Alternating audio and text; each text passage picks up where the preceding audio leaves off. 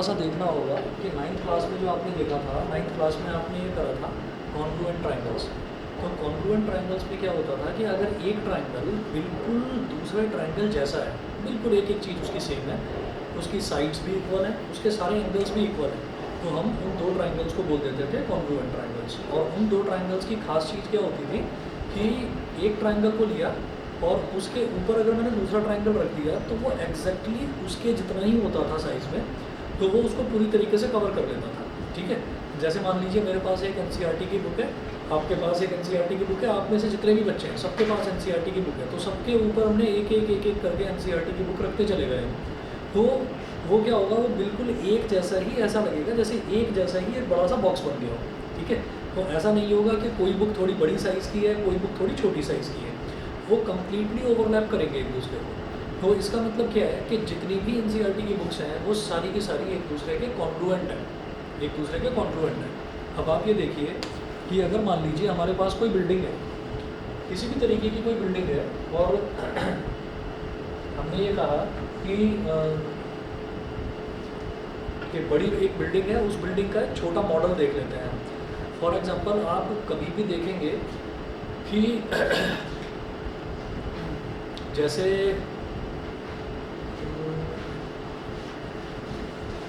हम अगर बात करते हैं कि हमने किसी एक बिल्डिंग की बात करी, तो जैसे मान लीजिए जिस बिल्डिंग में हम रह रहे हैं, हम उस बिल्डिंग की बात करते हैं, तो इस बिल्डिंग का जो हाइट है, इस बिल्डिंग की जो ब्रेथ है, जो विड्थ है, वो बहुत ज़्यादा है। लेकिन हम क्या करेंगे, हम थोड़ा सा दूर जाते चले जाएंगे और कैमरा से हम इसकी ऐसी फ़ोटो लें जिसमें ऊपर से नीचे तक पूरी बिल्डिंग आ जाए। अब वो फ़ोटो तो इतनी सी है, उस इतनी सी फ़ोटो के अंदर पूरी बिल्डिंग आ गई। तो जो बिल्डिंग है, बिल्डिंग की डायमेंशंस उसी रेशो में थोड़ी सी कम हो गई फ़ोटो में। ठीक है, बिल्डिंग जो है वो देखने में बिल्कुल वैसी दिखाई देगी, लेकिन क्या वो बिल्कुल एग्जैक्टली वैसी ही बिल्डिंग जैसी है? हम ये कहेंगे नहीं, वैसी नहीं है। क्यों? क्योंकि क्या वो फ़ोटो उस पूरी बिल्डिंग को ओवरलैप कर लेगी, उस पूरी बिल्डिंग को कवर कर लेगी? हम कहेंगे नहीं। ऐसे ही हम ये देखते हैं कि मार्केट में बहुत सारी गाड़ियाँ आपको रास्ते में चलती हुई दिखाई देंगी। ठीक है, ये होती है, स्कॉर्पियो होती है, वैगनआर होती है, फॉर्च्यूनर होती है, अलग अलग तरीके की गाड़ियाँ दिखाई देंगी। लेकिन जब आप किसी टॉय शॉप पर जाएंगे, बच्चों के लिए कोई खिलौना लेने जाएंगे, तो उसी का एक छोटा मॉडल मिल जाएगा आपको। तो जब हम ये कहेंगे कि कोई चीज़ देखने में, फॉर एग्जांपल एक कार आती है फोर्ड की इको स्पोर्ट, तो वो आप सड़क पर देखेंगे तो खूब बड़ी दिखाई देगी, लेकिन अगर उसी का आप टॉय मॉडल लेकर आओगे तो वो छोटी सी है। तो एक एक चीज़ बिल्कुल ऐसी दिखाई देगी, उसके आगे हेडलाइट की शेप, उसका आगे का जो शीशा है उसकी शेप, सब कुछ आपको सेम दिखाई देगी। तो हम ये कहेंगे कि वो उसी का एक छोटा फॉर्म है, उसी की एक कंप्रेस्ड फॉर्म है। तो ऐसी जो फिगर्स होती है ना, ऐसी फिगर्स जो एक दूसरे को ओवरलैप नहीं कर सकती कम्प्लीटली, उनको हम बोल देते हैं सिमिलर फिगर्स। ठीक है, तो जो दो फिगर्स एक दूसरे को पूरी तरीके से ओवरलैप कर देते हैं उनको बोलते हैं कॉन्ग्रुएंट फिगर्स, और जो फिगर ओवरलैप नहीं करती लेकिन बिल्कुल एक जैसी दिखाई देती हैं उनको बोलते हैं सिमिलर फिगर्स। देखिएगा अंतर क्या है। अंतर ये है, जब हम ट्राइंगल्स की बात करते हैं, यहाँ पर ट्राइंगल्स का ही एग्जांपल लेंगे।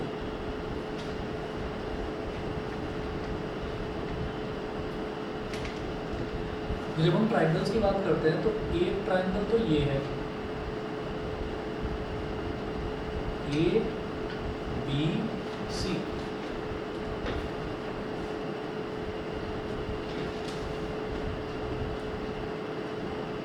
एक ट्राइंगल ये है बी ई एफ। तब इसमें हम ये कहते हैं कि ये वाला एंगल मान लीजिए 40 डिग्री है। ठीक है, ये वाला एंगल 60 डिग्री है और ये वाला एंगल 80 डिग्री है। ऐसे ये वाला एंगल 40 डिग्री, ये वाला एंगल 60 डिग्री और ये वाला एंगल 80 डिग्री, ये हो गया। तो एंगल्स तो यहाँ पर इक्वल है ना, कोरस्पॉन्डिंग एंगल्स। ये वाला एंगल इधर भी 40, ये वाला एंगल इधर भी 40, लेफ्ट साइड वाला एंगल इधर भी 60, लेफ्ट साइड वाला एंगल इधर भी 60, राइट साइड वाला एंगल इधर भी 80 और राइट साइड वाला एंगल इधर भी 80। तो एंगल्स तो इक्वल हो गए। अब बात करते हैं कि साइड्स की। तो मान लीजिए ये जो ए बी है ये 2 सेंटीमीटर है, ये जो बी सी है 3 सेंटीमीटर है, और ये जो ए सी है ये 4 सेंटीमीटर है। फिर मैं डी ई की बात करता हूँ, तो डी ई जो है ये भी 2 सेंटीमीटर, ई एफ जो है 3 सेंटीमीटर और ये 4 सेंटीमीटर। तो इसमें हम ये कहेंगे कि here AB is equal to DE is equal to 2 centimetre, BC is equal to EF is equal to 3 centimetre, CA is equal to FD is equal to 4 centimetre. ठीक है, that is all the corresponding sides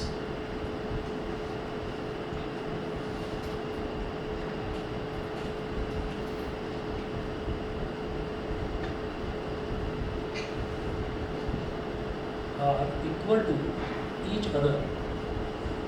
ठीक, also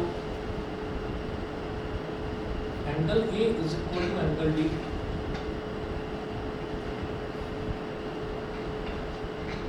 is equal to 40 degree, angle B is equal to angle E is equal to 60 degree, angle C is equal to angle F is equal to 80 degree, that is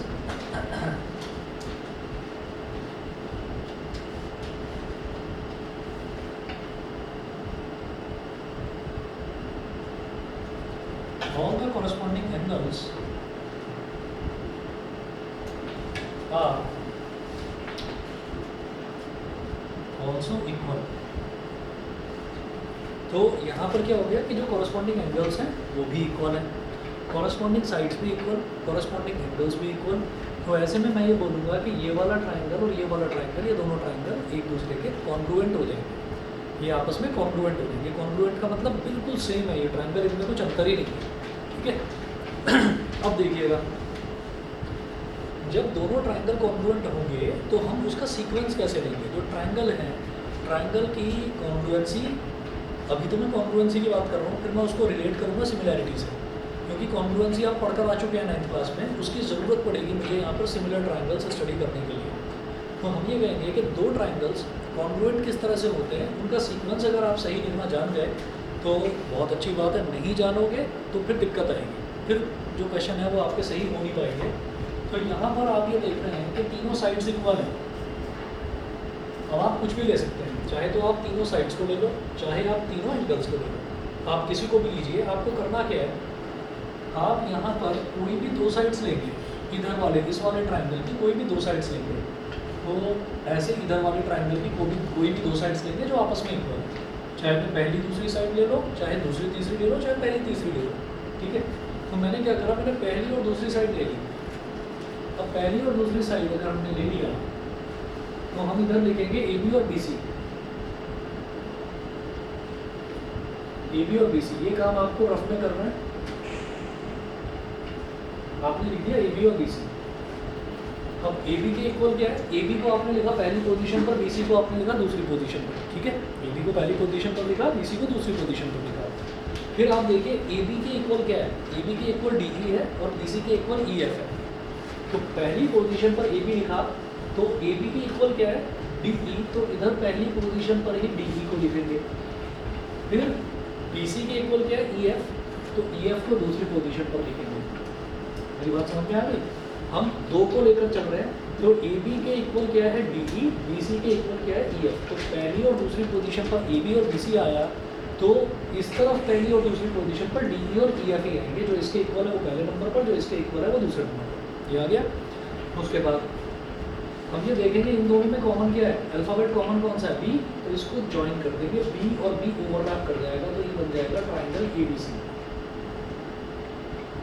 triangle ABC। ऐसे ही DE और EF overlap कर जाएगा तो ये बन जाएगा triangle DEF। और बीच में इक्वालिटी का साइन लगाकर ऐसे कॉन्ग्रुएंसी का साइन लगा देंगे। ठीक है, ये होता है कि दोनों ट्राइंगल्स कॉन्ग्रुएंट हो गए। सीक्वेंस इस तरह से लेंगे, आप कहेंगे कि नहीं मैं तो पहला और तीसरा वाला लेना चाहता हूँ, तो पहला और तीसरा लो। मैंने क्या करा, अब मैं पहला और तीसरा ले रहा हूँ। हमें क्या करना है, हमें हमेशा दो ही पेयर पकड़ कर चलना है। होने चाहिए तीनों इक्वल, लेकिन लेकर चलूँगा कोई दो पेयर। तो जैसे मान लो दो पेयर में लेकर चला, इधर AB है और इधर मैंने ले लिया CA, AB और CA। इसी तरीके से इधर DE और FD, इधर मैं लिखूंगा DE और FD। अब कैसे लिखेगा ये आप समझ गए होंगे। पहली पोजीशन पर AB लिखा, दूसरी पोजीशन पर CA लिखा, तो AB के इक्वल क्या है DE, तो उसको पहली पोजीशन पर लिखा। CA के इक्वल क्या है FD, तो इसको दूसरी पोजीशन पर लिखा। अब इन दोनों में और इन दोनों में कॉमन बताओ, इन दोनों में कॉमन क्या है अल्फाबेट A। तो वो जो A अल्फाबेट है, जैसे यहाँ पर B था तो B बीच में आ रहा था तो ओवरलैपिंग में आसानी रही। तो जो A अल्फाबेट कॉमन है उसको बीच में लेकर आओ। हम ये कहेंगे कि भाई ये जो AB है इसको पलट कर मैं BA लिख सकता हूँ, तो मैंने लिख दिया BA।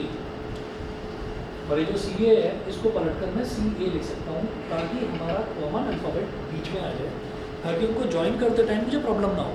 समझ गए? ठीक है, तो ये BA और AC हो गया। ठीक, उसके बाद DE और FD में कॉमन क्या है D, तो इसको D को बीच में लेकर आना है ED, और इसको इसको बीच में लेकर आएंगे, तो इसको पलट कर FD को लिख देंगे DF। अब जब इन दोनों को कंबाइन करेंगे तो बन जाएगा ट्रायंगल BAC, और जब इन दोनों को कंबाइन करेंगे तो बन जाएगा ट्रायंगल EDF। ठीक है, तो ये ट्रायंगल इस ट्रायंगल के कॉन्ग्रुएंट हो गया।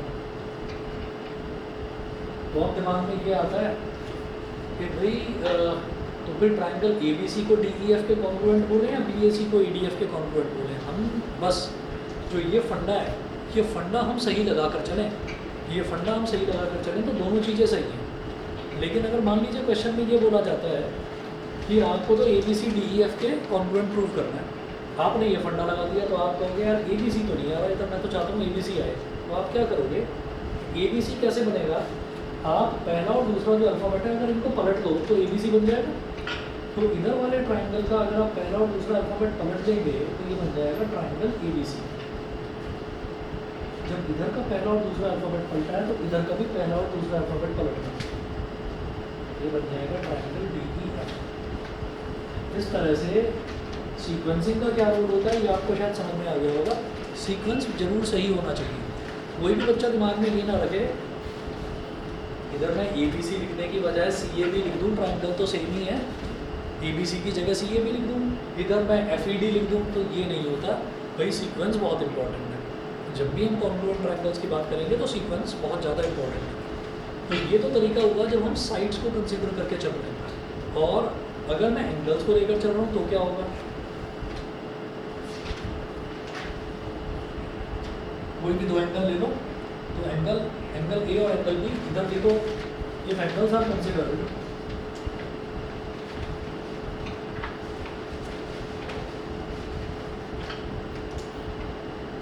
if angles are considered, अगर एंगल्स को कंसिडर करा जाए तो क्या होगा, तो पहले एंगल A फिर एंगल B, तो इधर लिखिएगा A और B, A फिर गैप के साथ लिखिएगा B, फिर A के इक्वल क्या है D और B के इक्वल क्या है E, तो इधर लिखिएगा D और इधर गैप के साथ लिखिएगा E, बस इतना। अब आप ये देखिए, अब आपको A और B को कंबाइन कर देना है, तो A और B को कंबाइन करने का क्या तरीका है, AB, बस कंबाइन करके लिख दिया AB।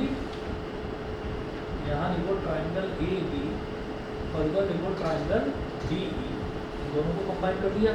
तो जो तीसरा अल्फ़ाबेट बचा, उस तीसरे अल्फ़ाबेट को लिखने का ऑप्शन आपके हाथ में है। C बचा, अगर मैं A और B, अगर मैं इस वाले इधर वाली साइड की बात करूँ, that means I am talking about this left triangle. तो अगर मैंने A और B लिख दिया तो अल्फ़ाबेट बचा C। अब मेरी मर्ज़ी है उस C को मैं थर्ड पोजीशन पर लिखूँ, उस C को मैं A और B के बीच में डाल दूँ, उस C को मैं सबसे पहले लिखूँ, ये मेरी मर्ज़ी है। मैंने क्या करा, मैंने C को सबसे बाद में लिख दिया थर्ड पोजीशन पर। तो इसका इस वाले ट्रायंगल का जो बचा हुआ अल्फ़ाबेट है उसको भी थर्ड पोजीशन पर ही लिखूँगा, समझ गए। तो इसमें F बचा हुआ है तो F को थर्ड पोजीशन पर लिखूँगा, समझ गए। तो कुल मिलाकर ये है कि यहाँ पर कोई ओवरलैपिंग वगैरह नहीं देखनी, जैसे यहाँ पर साइड्स के केस में देख रहे थे। तो यहाँ पर आपको क्या करना है, यहाँ पर तो सीधे सीधे जो भी दो एंगल्स आप ले रहे हो उनको कंबाइन करके लिखो। जो बचा हुआ अल्फ़ाबेट है उसको अगर थर्ड पोजीशन पर लिख रहे हो पहले ट्रायंगल में, तो दूसरे में भी उसको थर्ड पोजीशन पर ही लिखेंगे। ये मैंने आपको एक ब्रीफ ओवरव्यू दिया है कि कॉन्ग्रुएंट ट्रायंगल्स क्या हुआ करते थे, ठीक है। अब इसी को यूज़ करते हुए मैं सिमिलर ट्रायंगल्स पर आऊँगा। तो जो ये फंडा आपको बताया है, ये फंडा लगभग हर क्वेश्चन में लगेगा और हर क्वेश्चन में हम इसका रिवीजन करेंगे। तो ये फंडा आप भूल जाओ, इसका सवाल नहीं उठता, ठीक है ना, ये फंडा मैं भूलने नहीं दूंगा आपको, बार बार हर क्वेश्चन में बताऊंगा, चाहे आप बोर हो जाओ लेकिन बताऊंगा जरूर, क्योंकि अगर ये फंडा आता है ना आपको, जो कि अभी बहुत आसान लग रहा है, तो ये अगर चीज़ आपको आती है, सीक्वेंस अगर आता है, तो ट्रायंगल्स के क्वेश्चन सही होंगे, नहीं तो सही नहीं हो सकते, खुद ही उलझ कर रह जाओगे, गलत हो जाएगा। प्रूविंग वाले क्वेश्चन ज़्यादा आते हैं इसमें। ठीक है, अब आप देखिएगा, ये तो कॉन्ग्रुएंट ट्रायंगल्स वाला फंडा था। अब इसमें आपने कॉन्ग्रुएंसी क्राइटेरिया कर रखे last year, triple S congruence criteria, SAS congruence criteria, RHS congruence criteria, ये आपने करा था। ठीक, मैं इसमें से कोई भी क्राइटेरिया आपको ये नहीं कह रहा कि आप रिवाइज करो, कोई ज़रूरत नहीं है उसकी। हम करेंगे अब सिमिलैरिटी ऑफ ट्रायंगल्स, तो उसके क्राइटेरिया अलग हैं, काफ़ी हद तक मिलते जुलते हैं, आप समझ जाओगे, कोरिलेट कर पाओगे। तो अब देखिएगा यहाँ पर सिमिलर ट्रायंगल्स,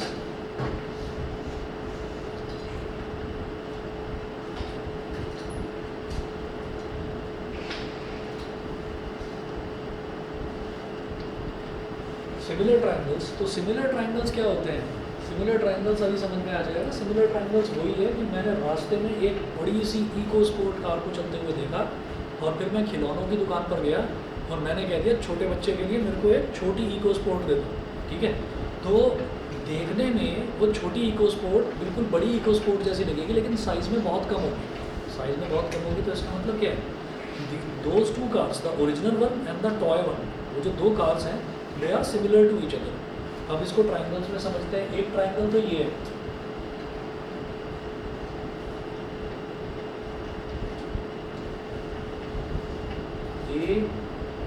ABC, और एक ट्रायंगल ये है, DEF।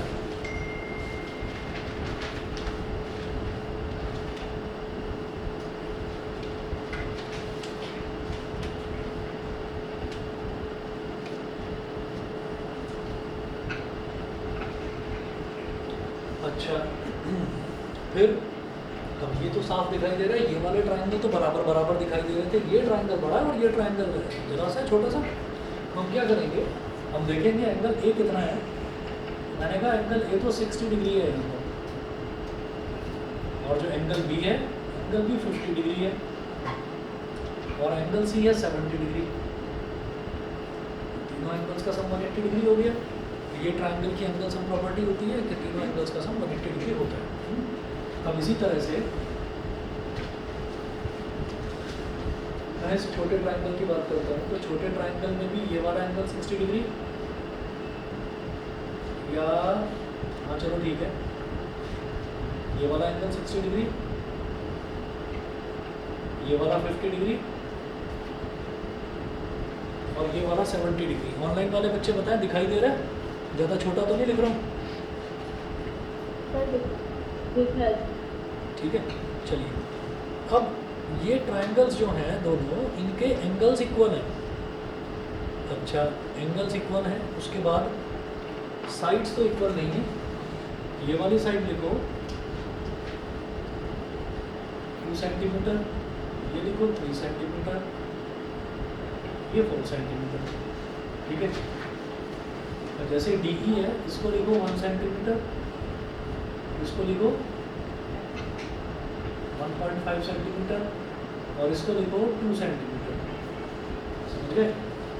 तो क्या होता है कि जैसे मान लीजिए हमने उस कार का एग्जांपल लिया था, तो अगर मान लीजिए मतलब फ्रंट से लेकर और बैक तक अगर कार को नापा जाए, फ्रंट से और बैक तक अगर कार को नापा जाए, और ये देखा जाए कि भाई उसकी जो पूरी लेंथ है वो 3 मीटर आ रही है। 3 मीटर, भाई लंबी कार है, तो हमने कहा कि उसकी जो लेंथ है वो 3 मीटर आ रही है।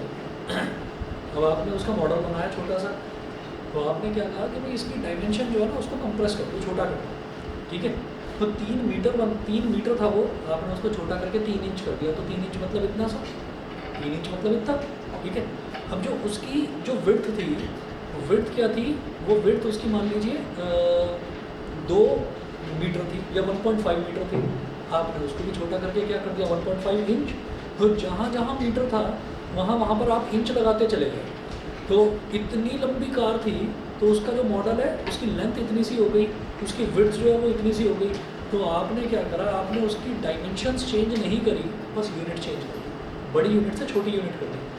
तो आप ये कहेंगे इस वजह से दोनों कार्स जो हैं वो देखने में बिल्कुल एक जैसी लगती हैं, लेकिन एक्चुअल की जो असली की जो कार है वो बहुत बड़ी है, और अगर मैं टॉय कार देखूँ तो वो इतनी सी है।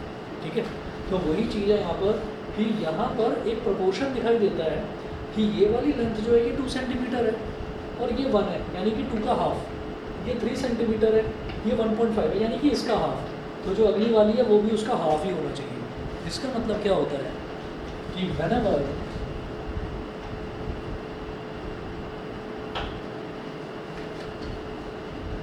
in two triangles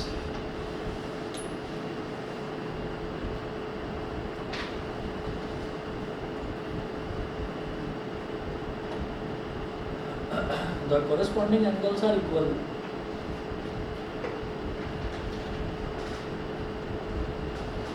and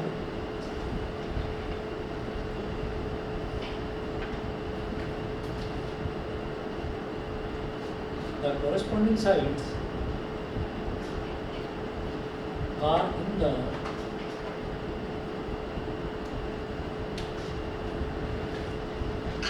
same ratio with each other,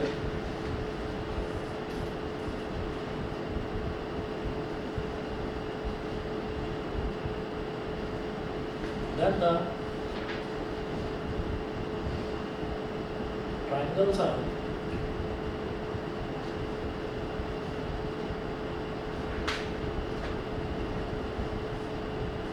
said to be similar to, then the triangles are said to be similar to each other. तो ट्राइंगल्स को वो एक दूसरे के सिमिलर कहा जा सकता है। ठीक है, अब यहाँ पर आप कहेंगे here angle A is equal to angle B, angle B is equal to angle E, angle C is equal to angle F। Therefore, बल्कि ये तो हो गए इसके angles, and AB is equal to DE लिखा जाता था कॉन्ग्रुएंसी के, AB is equal to DE, तो यहाँ क्या लिखेंगे AB is equal to DE ना लिखकर AB upon DE, and AB upon DE is equal to पहली और दूसरा अल्फ़ाबेट AB, इसका पहला और दूसरा अल्फ़ाबेट DE, फिर इसका दूसरा और तीसरा अल्फ़ाबेट BC, इसका दूसरा और तीसरा alphabet EF, BC upon EF, ऐसे ही इसका तीसरा और पहला अल्फ़ाबेट CA, इसका तीसरा और पहला अल्फ़ाबेट FD।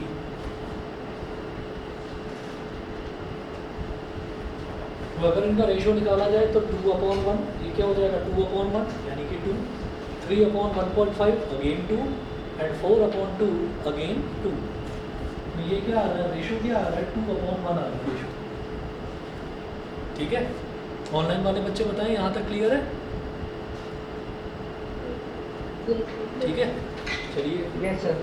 अच्छा, तो अब इसको क्या बोला जाएगा,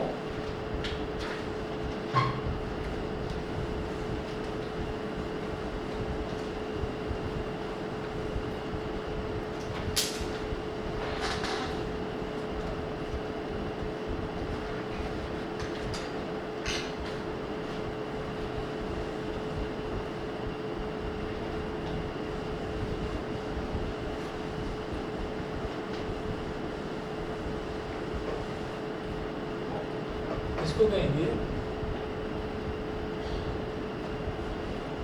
hence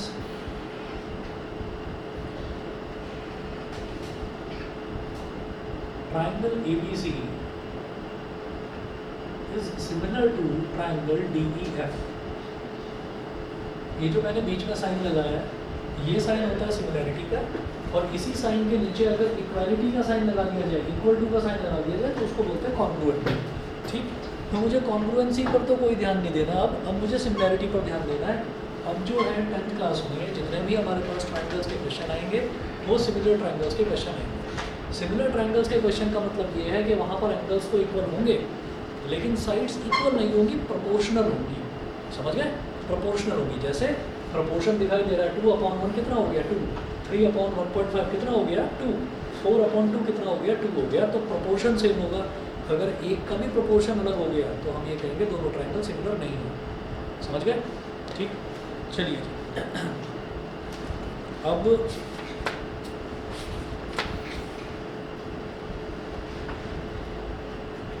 एक्सरसाइज 6.1 देखिएगा। एक्सरसाइज 6.1 अगर आपके पास एनसीईआरटी है तो ठीक है, नहीं है तो मैं बता ही रहा हूँ। ये एनसीईआरटी में page number 122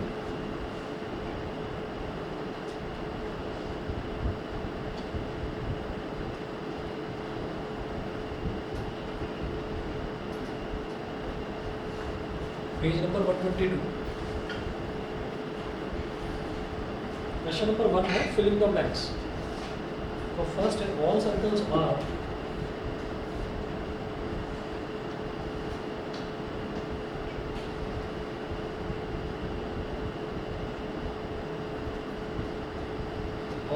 all circles are dash, bracket में लिखा हुआ है कॉन्ग्रुएंट कॉमा सिमिलर।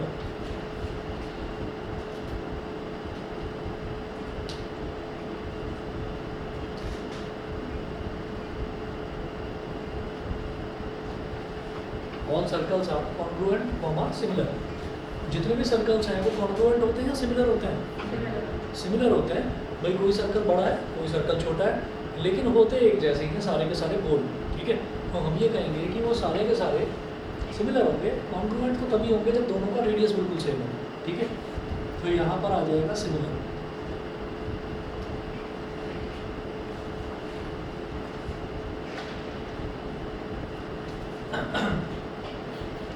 सेकंड है ऑल स्क्वायर्स आर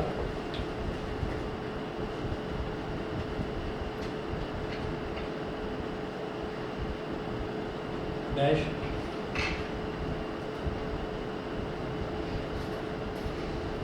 यहाँ पर भी वही बताना है congruent comma similar. All squares all, तो स्क्वायर्स एक ऐसा पैरेललोग्राम होता है, स्क्वायर एक ऐसा पैरेललोग्राम होता है जिसके सारे के सारे एंगल जो है 90 डिग्री होते हैं, सारी की सारी साइड्स इक्वल होती हैं, ठीक है। आपस में सारी की सारी साइड्स इक्वल और सारे एंगल 90 डिग्री, उसको हम स्क्वायर बोलते हैं। तो दुनिया के जितने भी स्क्वायर हैं वो कॉन्ग्रुएंट होंगे या सिमिलर होंगे? सिमिलर ही होंगे, हाँ, क्योंकि देखिए एंगल तो 90 डिग्री ही रहने वाले हैं सभी स्क्वायर्स के, लेकिन साइड कम या ज़्यादा हो सकती है। एक तो है 4 सेंटीमीटर साइड का स्क्वायर और एक है 7 सेंटीमीटर का। तो वो 4 है, उसकी हर साइड 4 सेंटीमीटर की है, और दूसरा एक स्क्वायर है उसकी हर एक साइड 7 सेंटीमीटर की है, लेकिन एंगल दोनों के इक्वल होंगे, 90 डिग्री के ही एंगल होंगे। इसका मतलब क्या है कि जितने भी स्क्वायर्स हैं वो आपस में क्या होते हैं? सिमिलर, ठीक।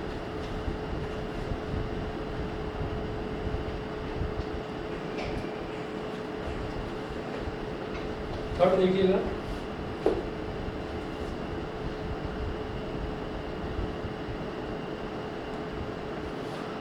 और डैश ट्राइंगल्स आर सिमिलर।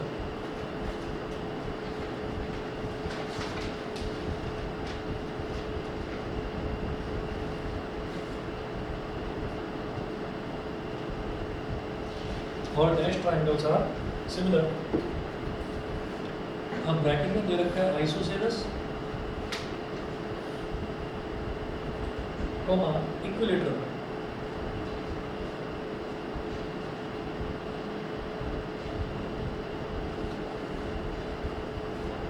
बताइए, हाँ इक्विलेटरल। रीज़न क्या है? अगर मैं आइसोसेलेस की बात करूँ तो आइसोसेलेस में क्या होता है कि दो जो बेस एंगल्स हैं वो इक्वल होंगे, दो बेस एंगल्स इक्वल होंगे। दो बेस एंगल्स मान लो 20 डिग्री हो गया, एक 20 दूसरा भी 20, तो 20 + 20 कितना हो गया? 40। तो तीसरा एंगल कितना हो जाएगा? 140। 20 + 20 40 हो गया, तो तीसरा एंगल 140 तो होगा, ताकि तीनों का सम 180 डिग्री बन जाए। अगर मैं किसी और आइसोसेलेस ट्रायंगल की बात करूँ तो उनके बेस एंगल्स इक्वल होते हैं और तीसरा एंगल अलग होता है। तो उनके बेस एंगल्स मान लो 50 डिग्री और 50 डिग्री हो गया, तो उसका तीसरा एंगल क्या बन जाएगा? 80 डिग्री। तो यहाँ तो एंगल्स इक्वल ही नहीं हो रहे। और अगर मैं इक्विलेटरल ट्रायंगल्स की बात करता हूँ तो इक्विलेटरल ट्रायंगल की साइड तो अलग अलग हो सकती हैं, लेकिन दुनिया का कोई भी इक्विलेटरल ट्रायंगल हो उसके तीनों एंगल 60 डिग्री होंगे। तो दूसरा कोई इक्विलेटरल ट्रायंगल मैं लूँगा उसके भी 3 एंगल 60 डिग्री होंगे, तो एंगल्स सेम होंगे, ठीक है। तो यहाँ पर आएगा ऑल इक्विलेटरल ट्रायंगल्स। ऑनलाइन वाले बच्चे समझ रहे हैं मेरी बात? ठीक है, चलिए ठीक है। उसके बाद अगला देखते हैं फोर्थ है to polygons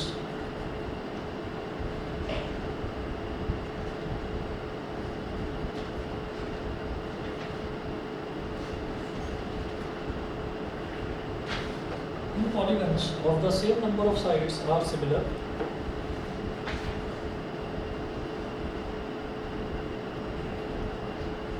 Two polygons of the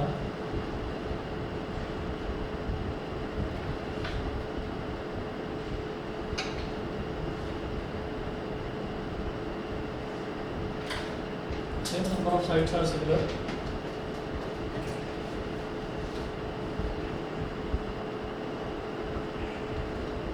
Comma if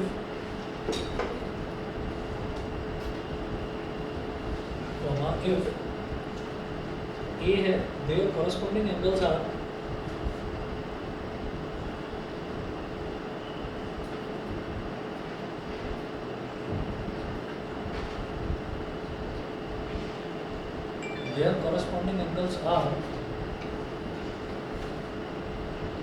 dash and B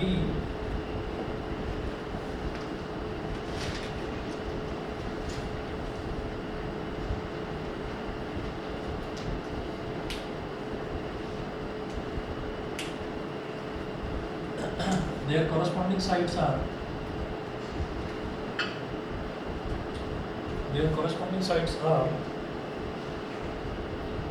dash bracket में है इक्वल कॉमा प्रोपोर्शनल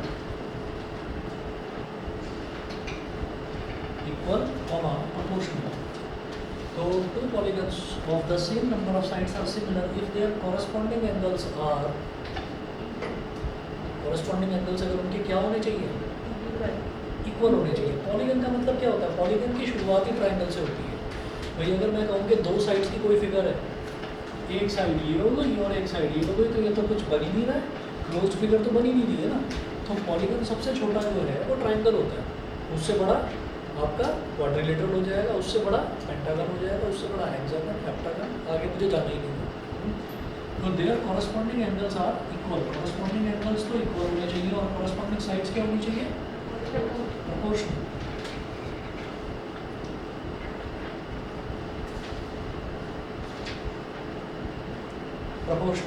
ठीक है, तो वो 4 पार्ट्स दे रखे थे क्वेश्चन नंबर 1 के।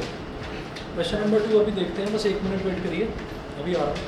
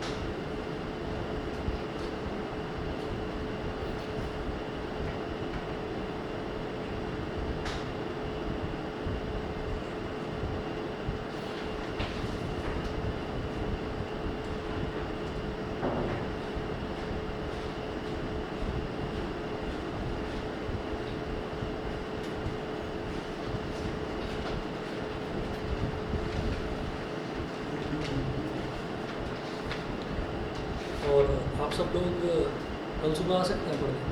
आप सबकी तो छुट्टी चल रही होगी, स्कूल खुल गया? मेरा खुल गया। किस टाइम छुट्टी होती है? तो 12:30 को स्कूल आएगी, मैं 2 बजे तक आती 2 बजे तक आते हैं? हूँ। फिर तो वही 3:30 बजे वाला ही ठीक है।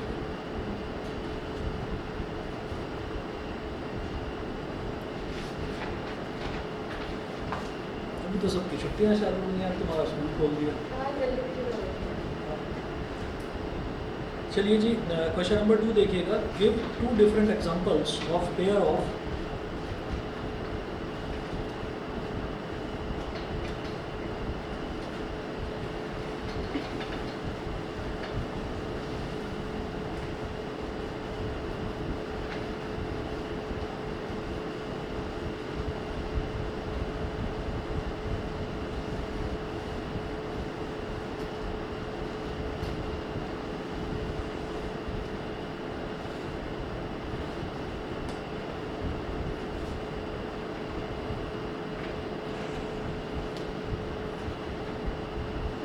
give 2 different examples of pair of similar figures.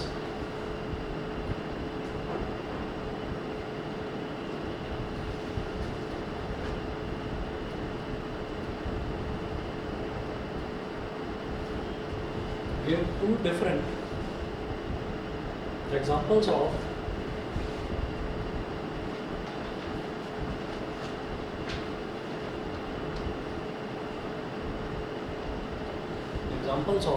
pair of, first है similar figures,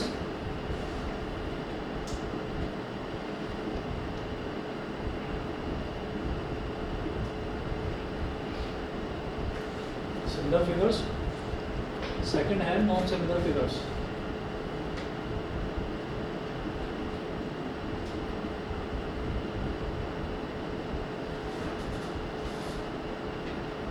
non similar figures. कोई भी 2 एग्जाम्पल देने हैं?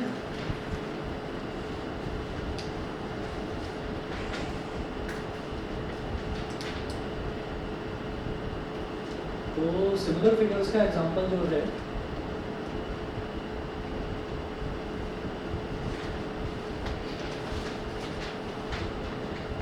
एग्जाम्पल 1 यहीं से उठा लो।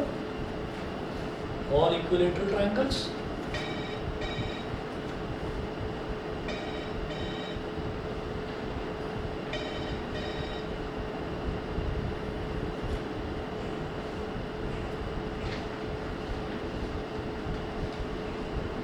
इसमें ड्रॉ करके भी दिखाई।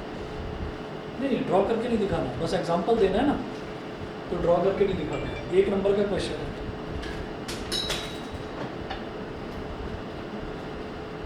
क्योंकि सारे के सारे बस इक्विलेटरल ट्रायंगल्स का एग्जांपल ले रहा हूँ, तो कितने इक्विलेटरल ट्रायंगल बनाएंगे? तो लिख दीजिए ऑल इक्विलेटरल ट्रायंगल्स, ठीक है।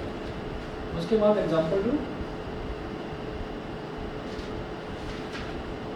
ऑल स्क्वायर्स, और रेक्टेंगल्स भी लिख सकते थे आप। रेक्टेंगल में भी सारे एंगल 90 डिग्री होते हैं, साइड्स ही तो अलग अलग हो सकती हैं बस, और रेक्टेंगल्स भी लिख सकते थे। ऐसे ही सेकंड है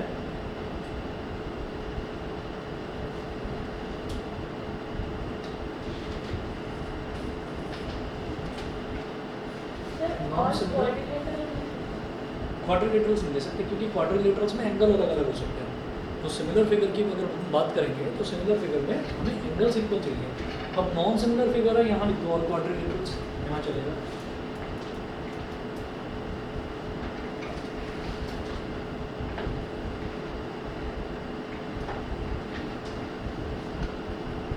ऑल क्वाड्रिलेटरल्स, तो अगर मैं सारे क्वाड्रिलेटरल्स की बात करूँ तो वहाँ पर कोई रेक्टेंगल भी हो सकता है, कोई रोम्बस भी हो सकता है। तो रेक्टेंगल और रोम्बस सिमिलर तो नहीं हुआ, क्योंकि रोम्बस में क्या होगा, रोम्बस में सारे एंगल्स जो हैं वो इक्वल नहीं होंगे, हाँ सारी साइड जरूर इक्वल होंगी, ये होता है रोम्बस, ठीक है। और अपोजिट एंगल्स इक्वल होते हैं। और अगर मैं स्क्वायर की बात करता हूँ तो स्क्वायर में सारी साइड्स इक्वल हो जाएंगी। तो ऑल क्वाड्रिलेटर में हर तरीके का आ गया, काइट भी आ गई इसके अंदर, ठीक। तो 4 साइड 4 साइडेड फिगर जितनी भी हैं, जितनी भी तरीके की हैं, वो सब आ गई इसमें। तो वो सारे आपस में सिमिलर नहीं होंगे, नॉन सिमिलर होंगे। एग्जाम्पल 2 में लिख लो,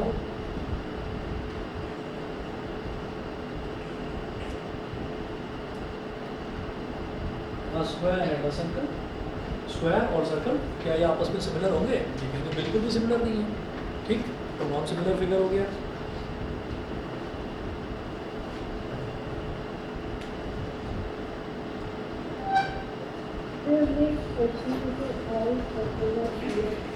दोबारा बोलो।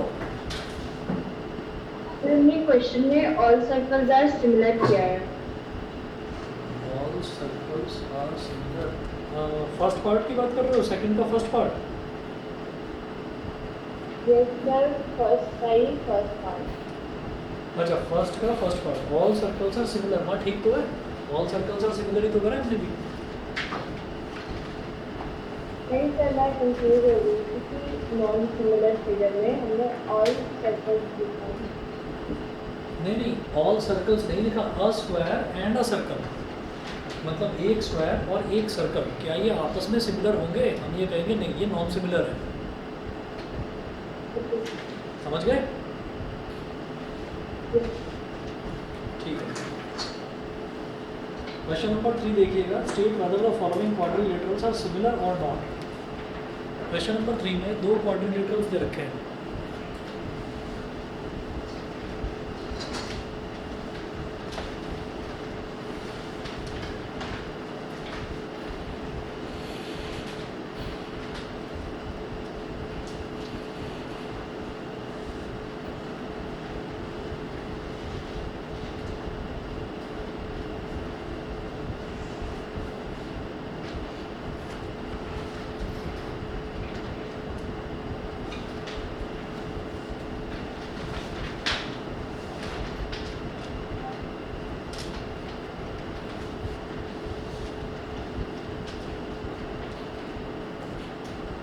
State whether the following quadrilaterals are similar or not.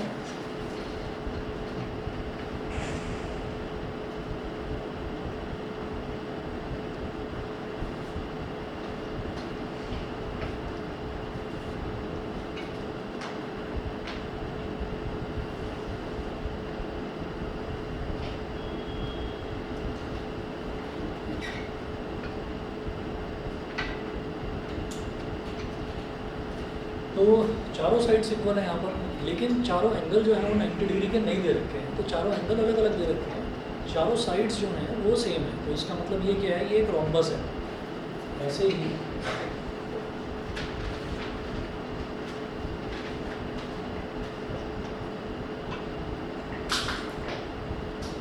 एक सर्कल दे रखा है, ये है ABCD, A, B, C और D।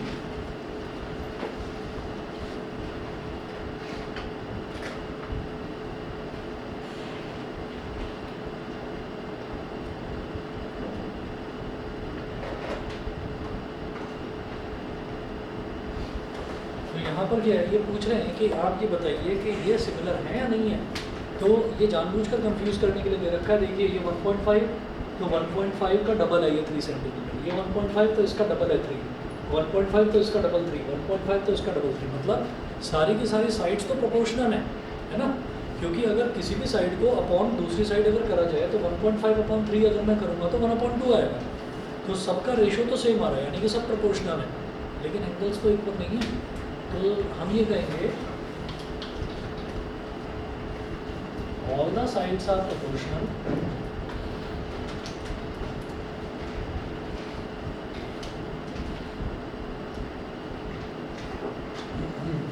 But angles are not equal, so given two figures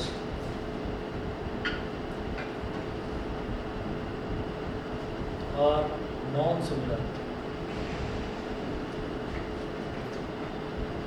given two figures हैं, ये non-similar है। ठीक है, ठीक है जी, आज इतना ही करिए, बाकी कल करवाता हूँ आगे का मैं अगली एक्सरसाइज से, और अभी 2-3 दिन जो है मैथ्स ही करेंगे, और यही वाला चैप्टर थोड़ा सा मैं फास्ट मोड में कराऊंगा ट्रायंगल्स में।